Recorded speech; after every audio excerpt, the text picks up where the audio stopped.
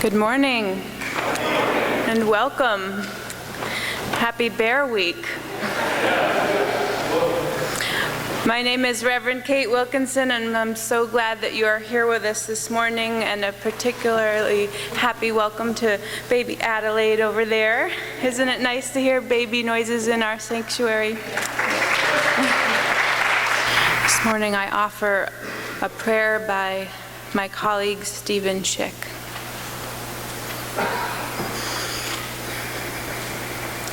Spirit of life, God of love, I am entwined in your delicate web of mutuality.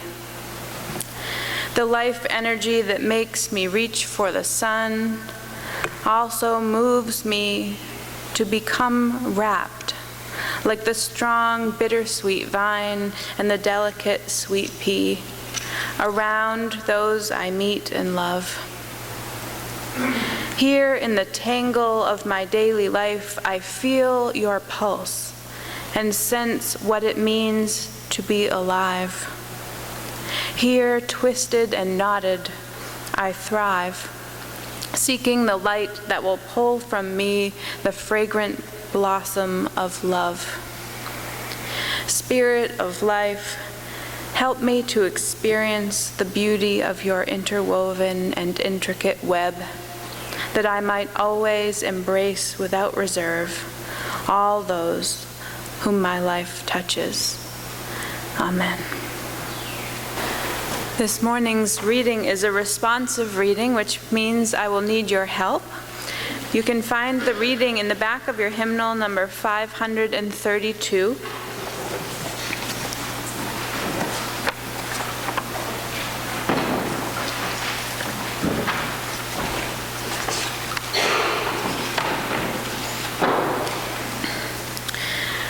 I will read the bold words if you will join me in the italics. After you read your words, I'm going to leave some space before my words, and you'll see why.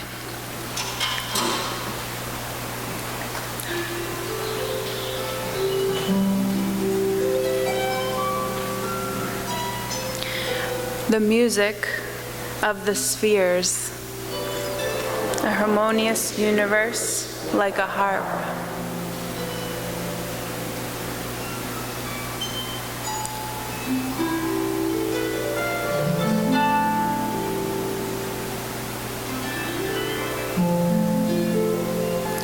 Its rhythms are the equal repeated seasons, the beating of the heart. Day, night, the going and returning of migratory birds.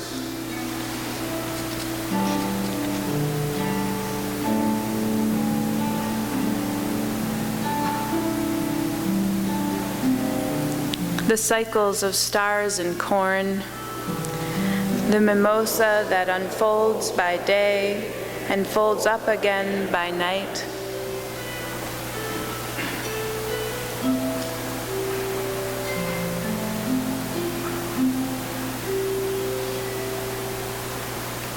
Rhythms of moon and tide, one single rhythm in planets, atoms, sea, and apples that ripen and fall, and in the mind of Newton.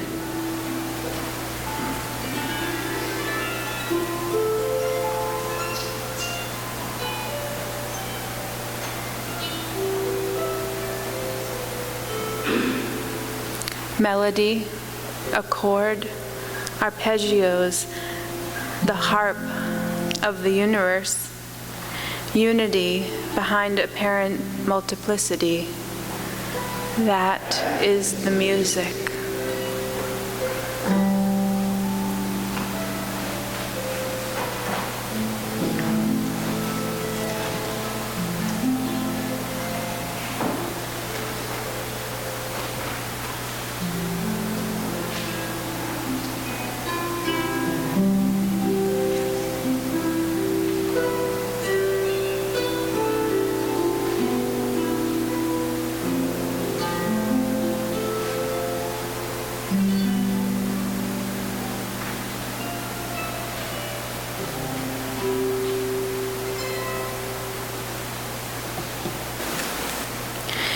When despair grows in me, and I wake in the middle of the night at the least sound, in fear of what my life and my children's lives may be, I go and lie down where the wood drake rests in his beauty on the water, and the great heron feeds. I come into the peace of wild things, who do not tax their lives with forethought of grief. I come into the presence of still water, and I feel above me the day-blind stars waiting for their light. For a time I rest in the grace of the world and am free. Wendell Berry. For the nature lovers and humanists among us, the holy is often most present to us when we go and lie down where the wood drake rests, when we come into the presence of still water, when we stand beside the ocean, or when we look up into the night sky and see millions of stars, reminding us of the sheer size of the universe and how small a part in that universe we play. This smallness is balanced by the sense of a true connectedness that we feel in those same moments, that we are part of the heartbeat of that enormous universe, that its energy pulses in our own veins as well as in the glowing stardust. In 1926, author and nature lover Henry Beston built a tiny house in the dunes of Eastham and spent a year living an intentionally simplified life on Cape Cod. He wrote about his year in his book, Outermost House. It captures beautifully the environment that we year-rounders and vacationers alike have fallen in love with here on the Outer Cape. It also captures the sense of spiritual fulfillment that Beston found in living so in tune with nature. Although, like Thoreau, Beston's hermitage was eased by weekly trips into town for groceries and supplies, and buoyed by occasional chats with the local Coast Guardsmen that walked nightly patrols past his dwelling, he was mostly alone out there in the dunes, hours and days alone with his own thoughts and the company of the birds and animals and plants and waves, which so fascinated him. And although he was grateful for human conversation when it came, it was not this touch with my fellows, however, which alone sustained me, he wrote. Dwelling thus upon the dunes, I lived in the midst of an abundance of natural life, which manifested itself every hour of the day. And from being thus surrounded, thus enclosed with a great whirl of what one may call the life force, I felt that I drew a secret and sustaining energy. There were times on the threshold of spring when the force seemed as real as heat from the sun. And so it is that nature offers us great comfort and sustaining energy.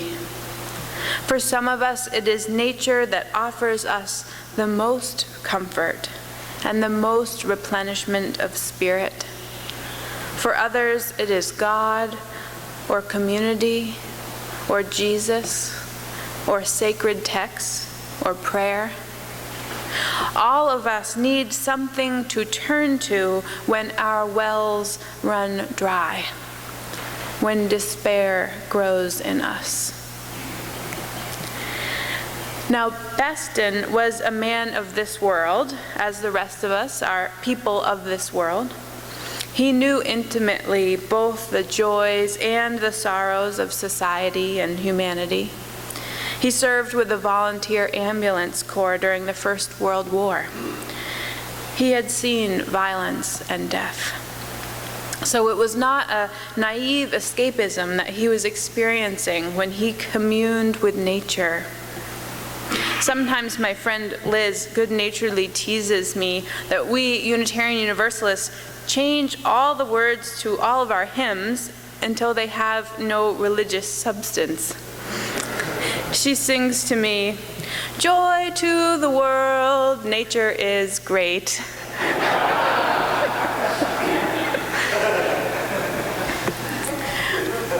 But I would argue, and I think maybe Henry Beston would agree, that there is substance there when we turn to nature with our religious seeking, that there is so much there. When we turn to the earth, we are turning to the most powerful religious teacher. Remember what I said about both feeling small and feeling like part of something so much larger than ourselves. That's no small thing, theologically speaking. And it is both this sense of scale and this sense of belonging that we can turn to when we grow fearful about what is happening to this world, what is happening to us.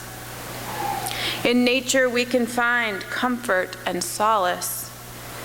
In nature, we can feel held. In nature, our prayers begin to make some sense to us. Whatever attitude to human existence you fashion for yourself, Beston writes, know that it is valid only if it be the shadow of an attitude to nature. A human life so often likened to a spectacle upon a stage is more justly a ritual. The ancient values of dignity, beauty, and poetry which sustain it are of nature's inspiration. They are born of the mystery and beauty of the world. Do no dishonor to the earth, lest you dishonor the spirit of man. Hold your hands out over the earth as over a flame. To all who love her, who open to her the doors of their veins, she gives of her strength, sustaining them with her own measureless tremor of dark life. Touch the earth, love the earth, honor the earth, her plains, her valleys, her hills, and her seas. Rest your spirit in her solitary places, for the gifts of life are the earth's, and they are given to all, and they are the songs of birds at daybreak, Orion and the bear, and dawn seen over ocean from the beach. Although it's been on my reading list since moving to Cape Cod, I finally got a chance to read Outermost House this week, and I found in Henry Beston a kindred spirit. As I immersed myself in his gorgeous language, I knew that he had felt spirit the way I do, the way so many of us do in nature.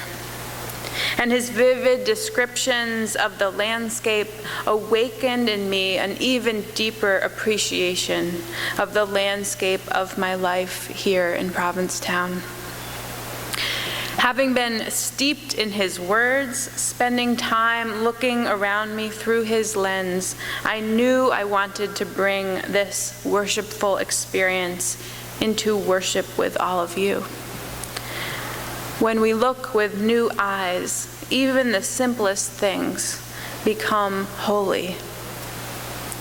Here is how he describes the dunes. The land has an air of geographical simplicity. As a matter of fact, it is full of hollows, blind passages, and amphitheaters in which the roaring of the sea changes into the far roar of a cataract. I often wander into these curious pits. On their floors of sand, on their slopes, I find patterns made by the feet of visiting birds.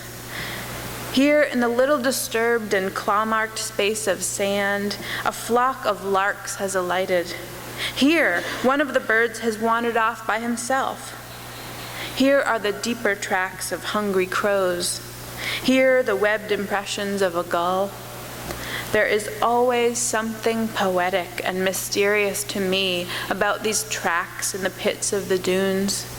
They begin at nowhere, sometimes with the faint impression of an alighting wing, and vanish as suddenly into the trackless nowhere of the sky. Dune plants grow in these dry beds, rooting themselves in under old, half-buried wreckage, clumps of dusty miller, Artemisia stellariana being the most familiar green. The plant flourishes in the most exposed situations. It jumps from the dune rim to the naked slopes. It even tries to find a permanent station on the beach. Silvery, gray-green, all summer long. In autumn, it puts on gold and russet golden colorings of singular delicacy and beauty. The grass grows thickest on the slopes and shoulders of the mounds, its tall leaves enclosing intrusive heads and clumps of the thick-fleshed dune goldenrod. Still lower down the slope, where the sands open and the spears rise thin, the beach pea catches the eye with its familiar leaf and faded topmost bloom. Lower still, on the desert-like floors, are tussock mats of poverty grass and the flat green stars of innumerable spurges. The only real bushes of the region are beach plum thickets, and these are few and far between. All these plants have enormously long tap roots, which bury themselves deep in the moist core of the sands. Beautiful, isn't it?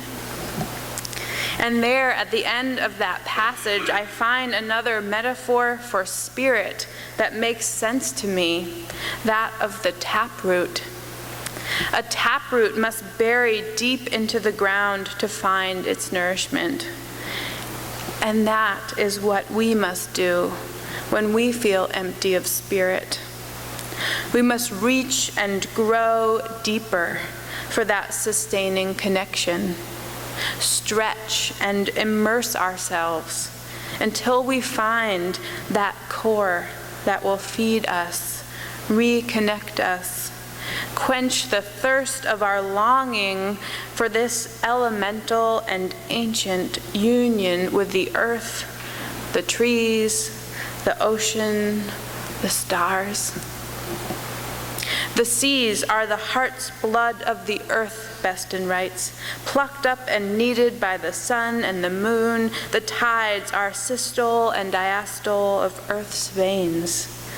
The rhythm of waves beats in the sea like a pulse in living flesh. It is pure force, forever embodying itself in a succession of watery shapes which vanish on its passing. What I especially want to share with you this morning are Beston's words about darkness. We spend a lot of time talking about the light. Light is a religious metaphor that brings us much comfort. We light our chalice in praise of light each Sunday. Our prayer this morning spoke of reaching for the sun. But we rarely talk about the spiritual lessons of the darkness. Maybe on the winter solstice, just that one longest night of the year. But Beston reminds us of the beauty of darkness and the ancient comfort it can bring when we wrap it around ourselves. He writes, "Our fantastic civilization has fallen out of touch with many aspects of nature, and with none more completely than with night. Primitive folk gathered at a cave mouth around a fire do not fear night. They fear rather the energies and creatures to whom night gives power. We, of the age of machines, having delivered ourselves of nocturnal enemies, now have a dislike of night itself. With lights and ever more lights, we drive the holiness and beauty of night back to the forests and the sea. The little villages, the crossroads even, will have none of it. Are modern folk perhaps afraid of night? Do they fear that vast serenity, the mystery of infinite space, the austerity of stars? Having made themselves at home in a civilization obsessed with power, which explains its whole world in terms of energy, do they fear at night for their dull acquiescence and the pattern of their beliefs? Be the answer what it will, today's civilization is full of people who have not the slightest notion of the character or the poetry of night, who have never even seen night. Yet to live thus, to know only artificial night, is as absurd as to know only artificial day. Night is very beautiful on this great beach. It is the true other half of the day's tremendous wheel, with no lights without meaning stab or trouble it. It is beauty. It is fulfillment. It is rest. Thin clouds float in these heavens, islands of obscurity and splendor of space and stars. The Milky Way bridges earth and ocean.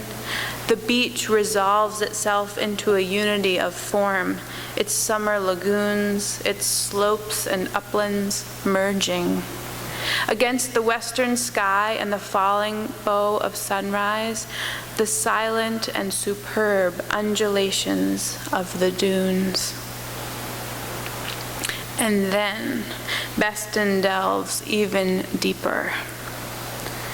Learn to reverence night and to put away the vulgar fear of it, for with the banishment of night from the experience of man, there vanishes as well a religious emotion, a poetic mood, which gives depth to the adventure of humanity. By day, space is one with the earth and with man. It is his sun that is shining, his clouds that are floating past. At night, space is his no more. When the great earth, abandoning day, rolls up the deeps of the heavens and the universe, a new door opens for the human spirit. And there are so few clownish that some awareness of the mystery of being does not touch them as they gaze. For a moment of night, we have a glimpse of ourselves and our world, islanded in its stream of stars, pilgrims of mortality, voyaging between horizons, across eternal seas of space and time. Fugitive thoughts, fugitive though the instant be, the spirit of man is, during it, ennobled by a genuine moment of emotional dignity, and poetry makes its own both the human spirit and experience. Writer Maria Popova observes, but Beston's prescient admonition fell on deaf ears.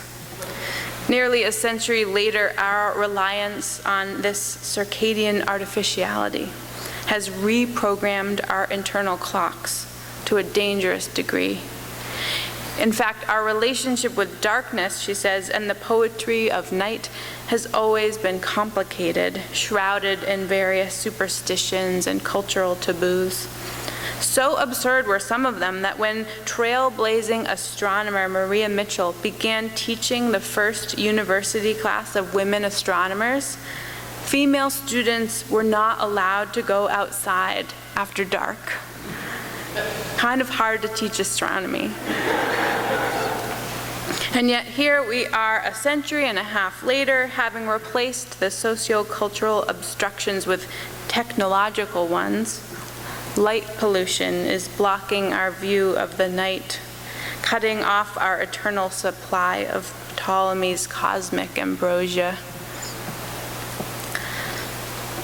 So this is my invitation to you, to spend some time this summer in the darkness. Nothing dangerous. I don't want to be blamed for any broken hips. But an evening stroll, if you're able, or a little time on the beach listening to the waves but not seeing them. Or even just before you rush to get into your car in a dark parking lot, take a moment to look up at the night sky, to marvel at the stars, or if there aren't any, the sheer blackness. Take a moment to place yourself in the universe's stream of stars, pilgrims of mortality, voyaging between horizons across eternal seas of space and time. I really wish I could read the entire book, Outermost House, to you, but I know that it takes one entire day, because that is how I read it, sitting on a beach, of course. It just felt right. But I leave you with a few of his closing thoughts. Actually, the Outermost House is an exploration of a solitary life, but prior to spending his year on the beach, Beston had fallen in love with Elizabeth Coatsworth, an accomplished poet and novelist. Leaving the Great Beach in 1927, Henry had a trunk full of journals, but not yet a book manuscript. When he proposed marriage to Elizabeth, she replied, "No book, no marriage."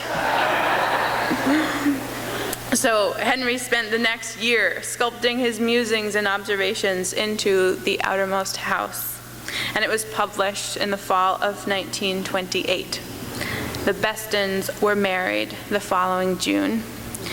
Even a hermit needs a muse and a deadline. Now I'll share Beston's closing thoughts, which are those of gratitude.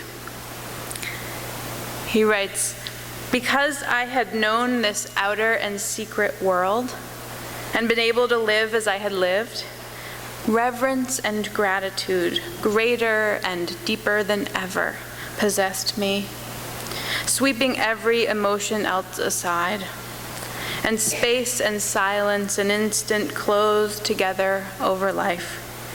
Then time gathered again like a cloud, and presently the stars began to pale over an ocean still dark with remembered night."